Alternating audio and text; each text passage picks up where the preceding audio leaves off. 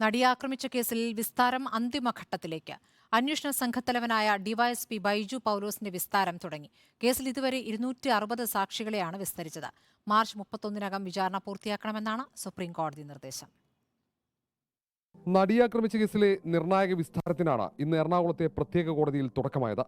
അന്വേഷണ സംഘത്തലവനായ ബൈജു പൌലോസിന്റെ വിസ്താരത്തോടെ വിചാരണയുടെ പ്രധാന ഘട്ടം പൂർത്തിയാകും.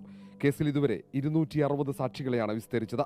261ാമത്തെ സാക്ഷിയാണ് ബൈജു പൌലോസ്. നേരത്തെ ബൈജു പൌലോസിന്റെ വിസ്താരത്തിന് തൊട്ടുമുമ്പായിരുന്നു സംവിധായകൻ ബാലചന്ദ്രകുമാറിന്റെ നിർണായക വെളിപ്പെടുത്തൽ. റിപ്പോർട്ടർ ടിവിയിലൂടെ നടത്തിയ ആ വെളിപ്പെടുത്തലാണ് തുടരന്വേഷണത്തിന് വഴിയൊരുക്കിയത്. 8ാം പ്രതി ദിലീപിന്റെ പങ്കാളിത്തം കൂടുതൽ വ്യക്തമാക്കുന്ന വെളിപ്പെടുത്തലായിരുന്നു ബാലചന്ദ്രകുമാറിൻ്റെത്.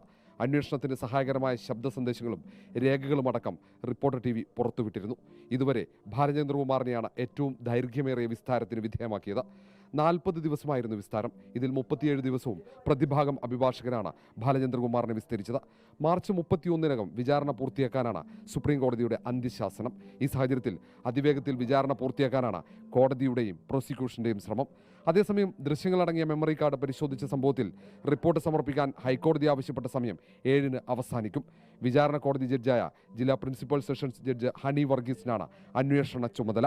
Reporter R Roshipal, in reporter, Thiruvananthapuram.